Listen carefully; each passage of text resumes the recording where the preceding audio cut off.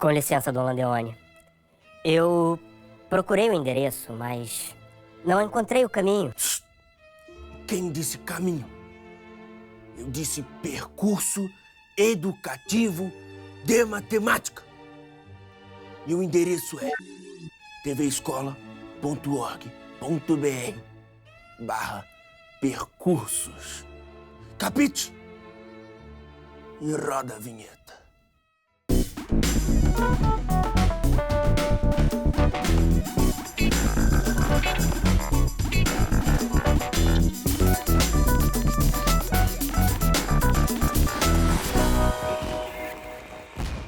Hora do Enem no ar, falando de matemática. E não esquece, se você perdeu algum programa, é só ir no nosso site tvescola.org.br ou no nosso canal youtube.com/tvescola. Aproveita e se inscreve, hein?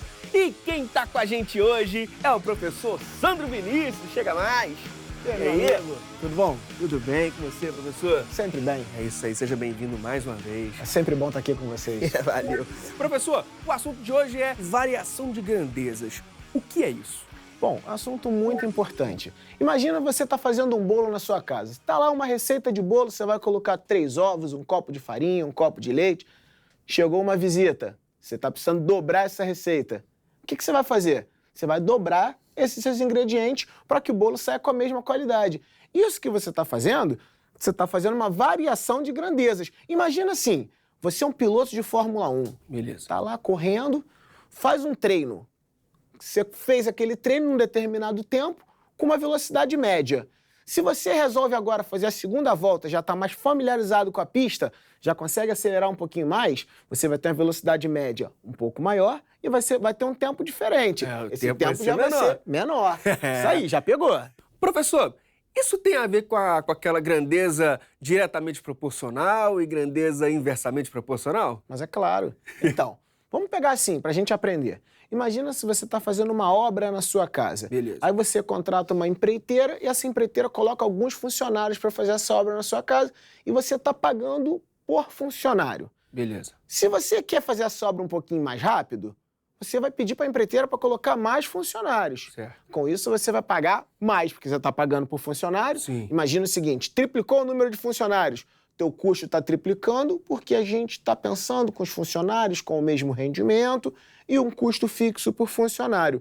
Mas o que aconteceu se você triplicou a quantidade de funcionários? O tempo que levava para a sua obra vai diminuir, vai ser dividido por 3. Então eu falei para você, quantidade de funcionários com o custo da obra, grandezas que são diretamente proporcionais. Certo. Agora, quantidade de funcionários com o tempo que vai levar a sua obra, grandezas que são inversamente proporcionais. Para você ficar esperto, não errar nunca, o que você tem que ficar atento? 2 grandezas são diretamente proporcionais quando a razão, a divisão entre elas é constante. E 2 grandezas são inversamente proporcionais quando o produto entre elas é constante. Aí você não erra mais. Perfeito. E, professor, por que é tão importante saber variação de grandezas? Então, conforme eu disse, isso acontece desde fazer uma receita, a calcular um custo de uma obra, a você verificar, por exemplo, o seu tempo numa corrida. Então é importante que você saiba essa matemática para aplicar na sua vida cotidiana. Perfeito. E para o Enem, professor, por que eles cobram bastante isso? Olha, grandezas proporcionais cai muito no Enem. Por quê? Quando eu falo em grandezas proporcionais, eu posso falar em porcentagem, eu posso falar em função afim, eu posso falar em juros simples, eu posso até mesmo olhar alguns gráficos de grandezas que são inversamente proporcionais e fazer uma análise. Então a prova do Enem ela é recheada de grandezas proporcionais. Perfeito. Então, bora lá dar uma olhada na questão, professor? Vamos? Bora!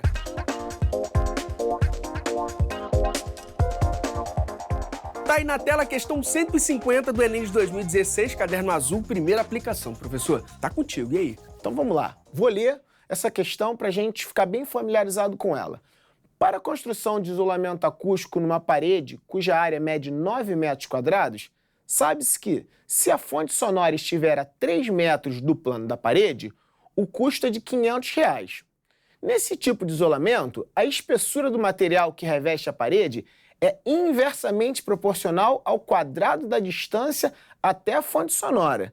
E o custo é diretamente proporcional ao volume do material do revestimento. Uma expressão que fornece o custo para revestir a parede de área A em metro quadrado, situada a D metros da fonte sonora é... Aí a gente tem que olhar as opções agora. Linguagem matemática, né, professor?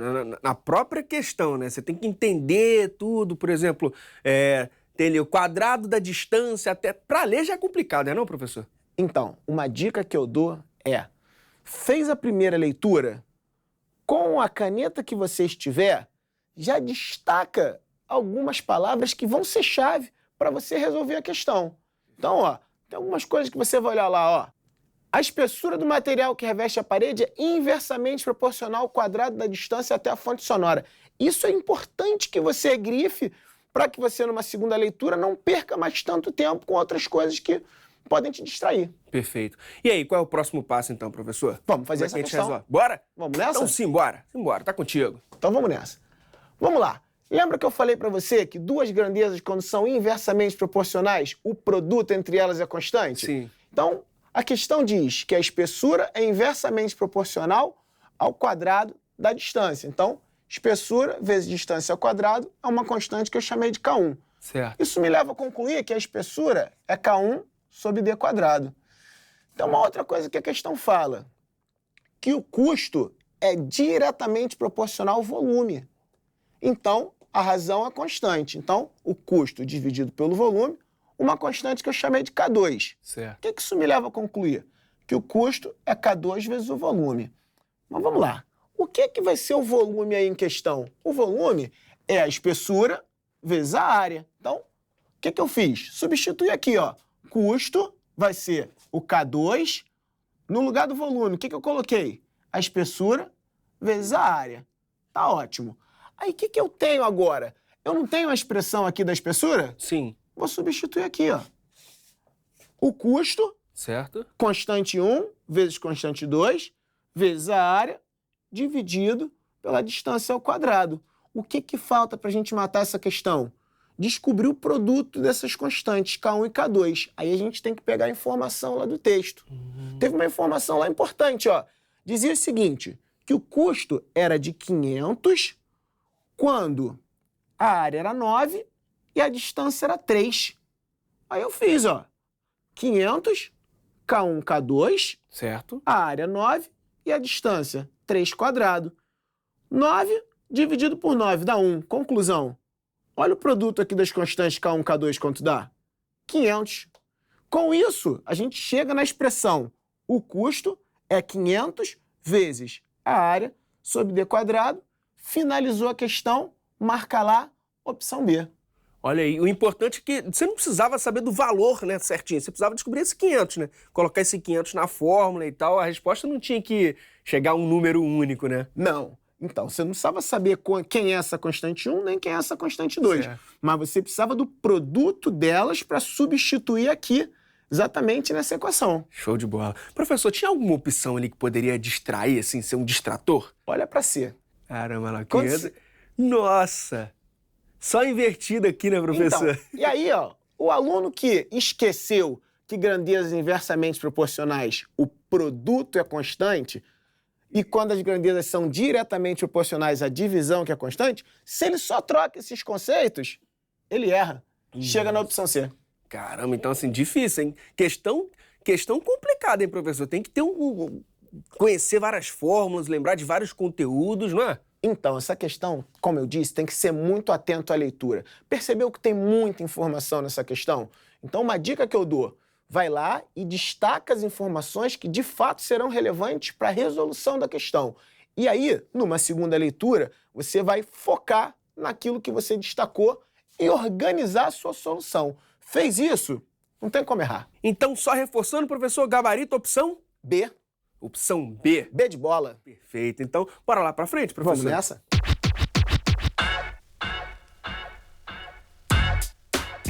Você acabou de falar, né? Interpretação de texto fundamental para essa questão, mas não só essa questão, né? Para matemática, né? Então, saber ler bem um texto, saber ler bem um gráfico é importante para a sua vida, não só para matemática. Então, para a prova do Enem, é essencial. Se você não tiver com uma boa leitura, destacando ali o que é relevante para a resolução, você vai se perder na prova. Lembra que é uma prova muito grande, são muitas questões para você fazer numa quantidade de tempo que não é tão grande. Exatamente, Então, professor. a leitura é essencial. Você acha que a interpretação de texto é uma grande dificuldade dos alunos, professor? E aí a galera acaba se desesperando justamente por não conseguir interpretar? Não tenho dúvida. Na prova do Enem tem questões que têm um pouquinho mais de complexidade e elas podem vir, dependendo do seu caderno, no início da prova. E aí o aluno começa a perder muito tempo naquela questão que para ele está sendo muito difícil e deixa de fazer algumas questões. Aí quando vai chegando lá no final, o tempo vai ficando apertado, ele começa a correr. E aí não dá tempo de ler a prova como um todo e ele acaba chutando algumas questões. Então, uma leitura precisa para que você ganhe velocidade e precisão na resolução é essencial. Além da interpretação de texto, que dica que você dá para quem quer mandar super bem em variação de grandezas? Bom, para se aprimorar nesse conteúdo, uma dica é entrar lá no portal da matemática, assistir alguns vídeos, já vai ficar craque no conteúdo. O outro é, pegue prova anterior do Enem, refaça. Separe os conteúdos. Tá lá, variação de grandezas diretamente proporcionais, grandezas inversamente proporcionais, questão de função afim, questão de porcentagem, juros simples. Tenta pegar essas questões e ir trabalhando. Sempre preocupado com o tempo que você está levando para fazer essa questão, que nessa prova o diferencial certamente é o tempo. Beleza. Professor, bora falar de logaritmos? Onde eles vivem? O que eles comem? Migram no inverno? E aí? O que é logaritmo, professor? Desbuga a nossa mente. A palavra já assusta. Foi o terror de muita gente. Muita gente já cresce. Tem criança pequena que fala assim, ó, vou aprender logaritmo, deve ser muito difícil. É não. É um grande mistério que a gente vai desvendar hoje. É isso, certeza? Tenho. Logaritmo é a gente pensar no seguinte. Toda vez que você se fizer a seguinte pergunta, qual deve ser o expoente que eu ponho num número para que a potência dê um outro número? Assim, ó, qual expoente que eu ponho no número B para a potência dar o número A? A resposta para essa pergunta é logaritmo de A na base B. Entendi. E vem cá, professor, por que o Enem cobra tanto, então? Então, logaritmo é muito importante. Imagina o seguinte, você tem lá numa bula de remédio e nessa bula tem a meia-vida, o tempo que leva para você desintegrar metade daquela massa de remédio. Se você quer calcular um tempo necessário para que a massa no seu organismo seja uma determinada quantidade, você vai precisar de um logaritmo. Questões que envolvem terremoto, ali também aparece logaritmo. Se você está fazendo uma questão com juro composto, aquilo que a gente já discutiu aqui, que é matemática da vida, matemática do cotidiano, aquela da cidadania, que tem que te dar poder de decisão, vai aparecer logaritmo. Olha aí. Normalmente, esse tipo de questão toma um tempo a mais da galera, né, professor? E aí eu te pergunto, e aí? E aí, o que acontece? Tem que praticar. Logaritmo não tem jeito, tem que fazer muito. A definição tem que estar bem clara na cabeça, tem que saber em que condições você pode usar o logaritmo, quais são as restrições que você tem para a base, aquela base que eu falei do logaritmo. Essa base não pode ser um número negativo, não pode ser 0, não pode ser um número 1, mas isso tudo a gente pode aprender com mais facilidade procurando no local certo. Beleza, bom, já que você falou de prática, bora praticar com a questão? Então vamos lá. Bora. Então bora.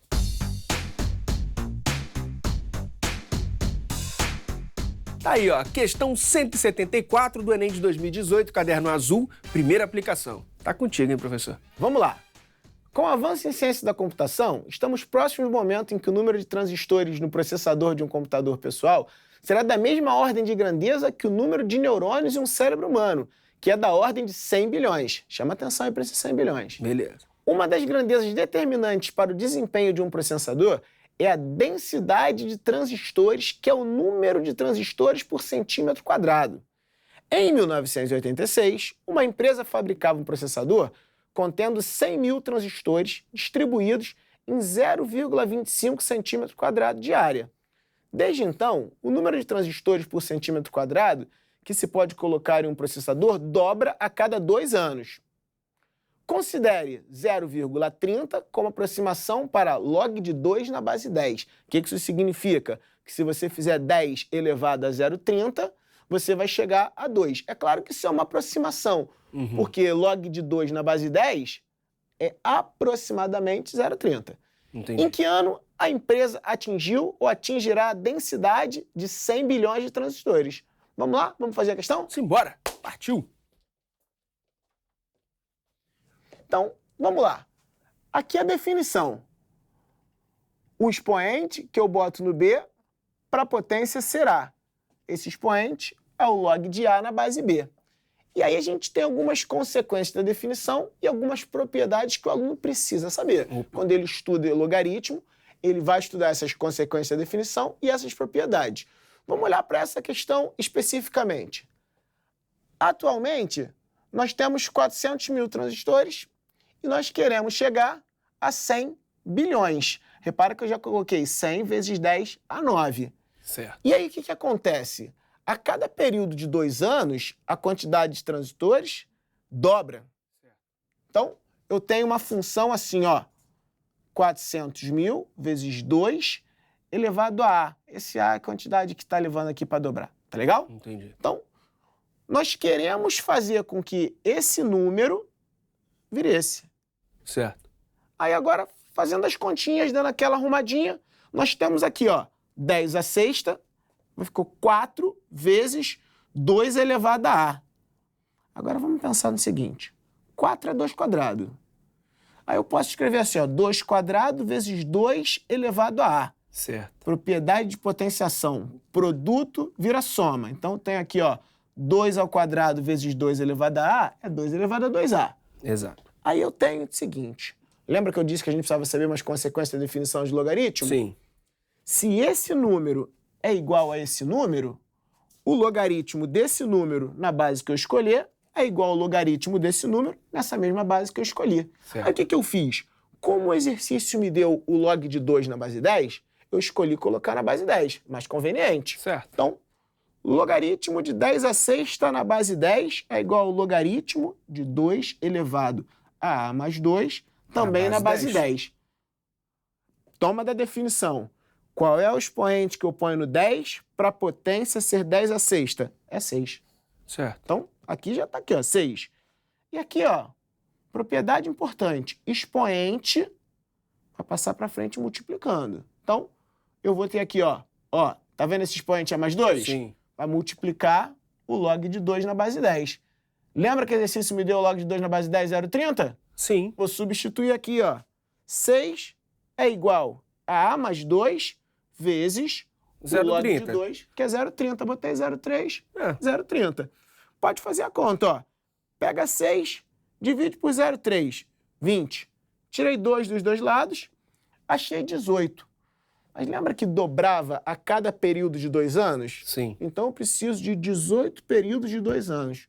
18 períodos de 2 anos são 36 anos. Então, de 1986, eu preciso adicionar mais 36 anos e eu vou chegar na opção C, 2022.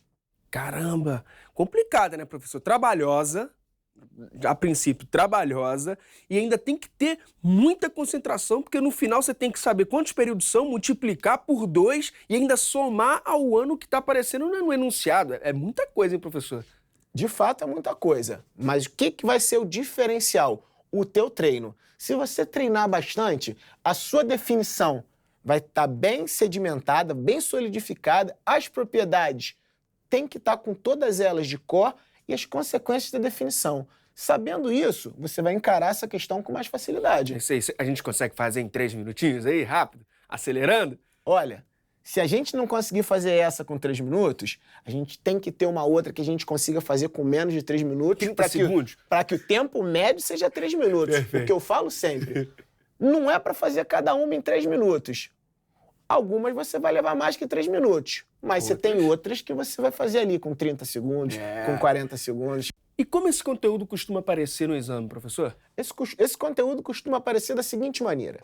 Análise de gráfico, problemas de crescimento populacional, alguns problemas de juros compostos, algumas questões que apresentam o logaritmo de forma mais abstrata mesmo. Essa aqui está com um crescimento populacional, que vai ser o número de transistores aí, que vai aparecer o logaritmo para resolver essa questão. Toda vez que aparece o logaritmo, tem que ter essa pergunta. Qual é o expoente que você põe num determinado número para que a potência dê outro número? Você falou em matemática da cidadania, mas, por exemplo, juros compostos. Como eu consigo ver logaritmo ali?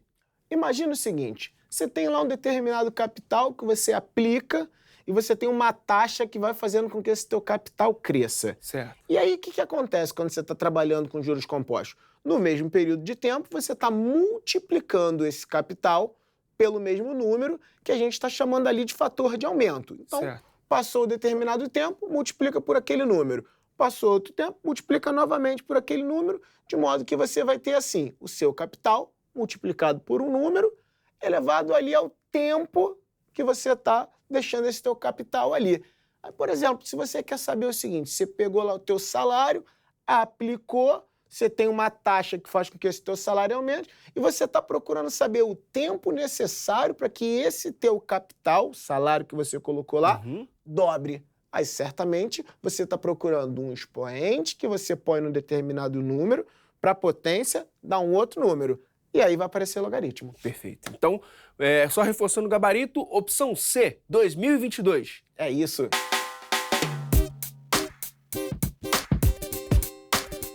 Quais são os conteúdos mais próximos do logaritmo que devem ser estudados ali no mesmo pacote? Bom, para saber bem logaritmo, tem que saber bem as propriedades de potenciação, saber bem função exponencial, resolver bem uma equação exponencial, e aí você vai poder ter todas as ferramentas para caminhar melhor com o logaritmo. E chegou a hora do nosso Momento Pop Prof.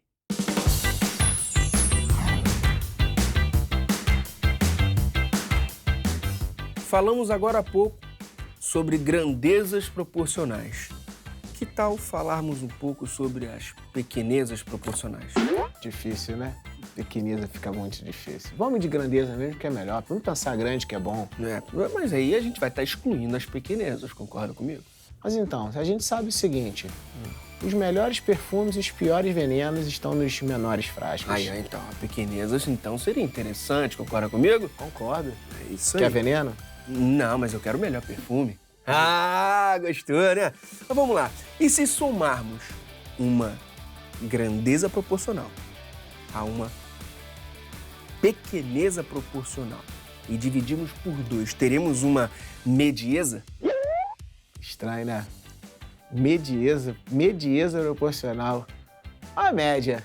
Reza a lenda que logaritmo foi feito para facilitar cálculos. Por que é tão difícil, então? Era na época que não tinha calculadora, né?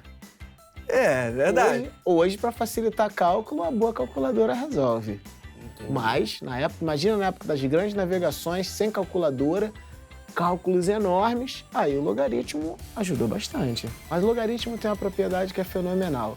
Transforma produto em soma. Imagina pegar 2 números gigantescos e multiplicar. Se você puder transformar o que é produto numa soma, facilita muito. A tua probabilidade de errar diminui bastante.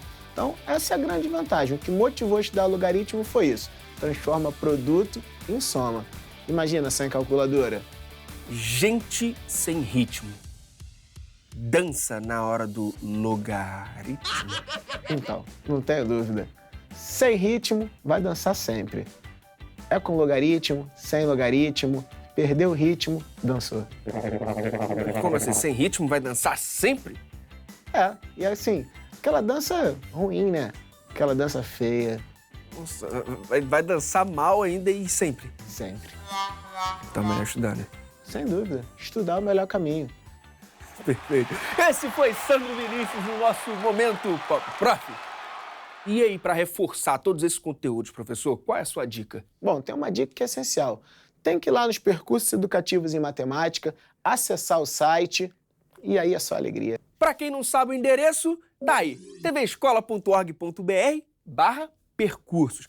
E pratica, né? Tem que praticar, né, professor? Mas não tem dúvida, tem que praticar e muito. Faz prova anterior e vamos lá. Professor, muito obrigado mesmo. Prazer é meu. Sempre que precisar, eu tô aí. Com certeza, hein? Com certeza. Muito obrigado, viu? Bom, Hora do Enem fica por aqui. Bons estudos e até a próxima. Tchau, tchau. Momento Pop Prof.